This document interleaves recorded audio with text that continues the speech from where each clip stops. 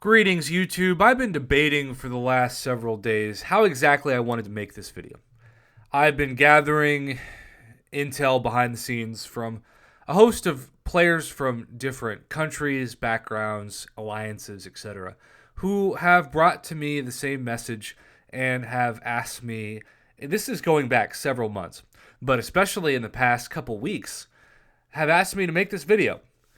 And for some people, they're going to be like, I don't really think it's that big a deal because, you're just not around it. And I wouldn't be around it if I didn't have the YouTube channel that I have and the accessibility that I have with people, anyone that can really message me or email me with concerns. But I've been noticing a disturbing trend that is affecting what I like to refer to as the middle class of Marvel Contest of Champions. This is not free-to-play players, and this is not in-gamers. This is not whales. This is probably what I would like to say casual spenders, people who might do the monthly subscription-based service and the unit subscription-based service, and they might purchase an early access bundle every once in a while. But besides like July 4th and Cyber Monday, my guess is they would spend $1,000 or less on the game a year.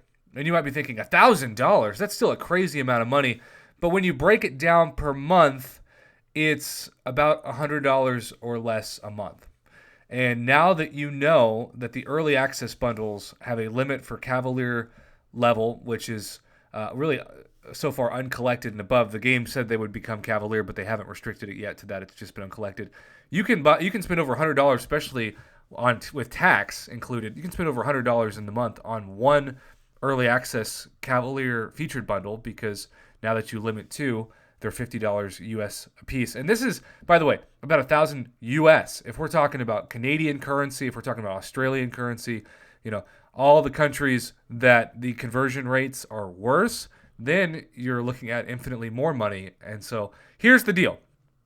I've summed up the complaints, but I'm not just going to be some Mr. Negative that talks about, oh no, people are leaving. I'm trying to come up with solutions to the problems because I do want this game to succeed. And I want people who aren't just either free-to-play players or whales to enjoy it.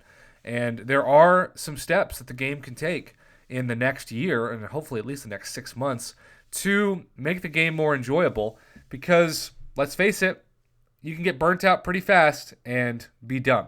So the first thing I want to talk about is the most obvious thing when it comes to burnout, and that's just bad luck. So I am somebody that grinds my soul away in the arena every week. I have not taken a week off from the arena ever in like the 3 years since I started. I've been playing this game for 4 years, but I kind of discovered the arena about a year into playing, and I had enough champions to try it. And of course, there wasn't the 5-star featured arena when I started. But even just for the 3-star and 2-star featured, or I guess they say 2-star arena because the 3-star featured is the only one that has a champion. But I grind my life away in the arena. That allows me the opportunity to open a 5-star crystal or two every week, plus all the other 5-star shards I get from clearing content, etc. But I know from the players that have talked to me, it takes them closer to, if they're lucky, 3 weeks, but more like a month to form a 5-star. These are people that don't have time to grind the arena or don't want to grind the arena, and so they're not getting the 4 and 5-star shards from that. They're lucky to get the majority of theirs from Alliance Quest, Alliance War, and Summoner Advancement every week. Because of this, it takes a long time to get the opportunity to get a 5 and especially a 6-star. Because of this, if you go on a losing streak where you have 4 or 5 terrible champs in a row, and our dear friend Mama Bear is on one of those streaks right now, it's just demoralizing, and it makes you not want to keep playing the game. So there really wasn't a solution to this before the past month. But now we've seen what they like to call the Nexus Crystal, and it is game-changing for morale. Because yes, even though it's going to cost more, and if the early returns of the unit cost for the Premium Disappointment Nexus Crystal are any indication, it could cost about 50% more. So those are normally 100 units, and this was 150. So if it's 10,000 5-star shards, it could be 15,000 5-star shards or 15,000 6-star shards. But the point is, it's going to give you 3 champs to choose from, and you get to choose one of those champions. And yes, there are going to be times where all 3 are trash, and there are no great options. But there are other times where 2 out of 3 are trash, and one of them is like, oh my gosh, I can't believe that champion popped up. I can all but guarantee that if they roll out these crystals for all players on all levels and also inspire maybe them to be a little bit cheaper as you progress, that's going to give middle-class players who are tired of pulling trash champs more incentive not only to progress in the game, but to stay with the game because they have an actual choice between those 3 champions of who they add to their roster. The Nexus Crystal needs to be rolled out sooner than later to keep people interested and to stop that burnout of bad luck. Besides this, I do think right now it feels like a lot of the new content is for in-game players, and that's good for in-game players. I'm not saying that's bad. Between the next Labyrinth of Legends, between Act 6 having more and more content with new chapters rolled out and even a beta for the next one already a sign up there, and of course beyond that we have variants coming out. But there is no middle ground for middle-class players for variant. It's either really hard or really easy, and that's been an issue for them. So what Kabam has done in the past, and this is my next solution, is in Story Quest, they eventually made Act 3 2 per tile and Act 4 2 per tile. There are a crazy amount of paths in story mode, and that's a huge complaint as well. Prof, I don't think I can clear the story content in 10 years, given how slow my progression is.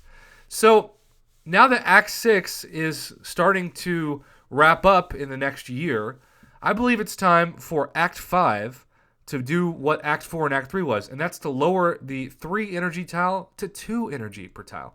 That would really help people who maybe are uncollected but feel like they just don't have time to grind out Act 5.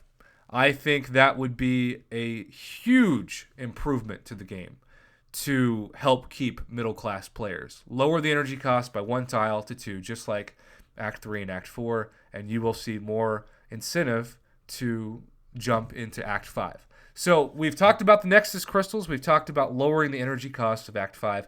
Now let's talk about something that I think is pretty obvious, but it's not any more obvious than right now. You see this versus screen down here, this gold arena? This thing is like heaven sent for people who need gold. And I have never been more out of touch, and that's saying something, with the community than I have been with the lack of awareness about the gold issue. Because I do the arena and I sell a ton of ISO, I've just always had a surplus of gold. I'm Scrooge McDuck, for those of you who get that reference when it comes to gold. But a lot of people aren't. And even if you pull that game-changing champion that can help you in Act 5, it's still very frustrating to not have the gold to take up the champion. So I think this gold arena should be used as a test for Kabam, that eventually they can use it every week, every Sunday, not just for people who have the Summoner monthly subscription, but for anybody, and have it be an option with in addition to buffing the Crystal Cornucopia and Crystal Splash. These things are so outdated and so terrible, and they just don't incentivize anyone besides me who's addicted to the arena to jump in.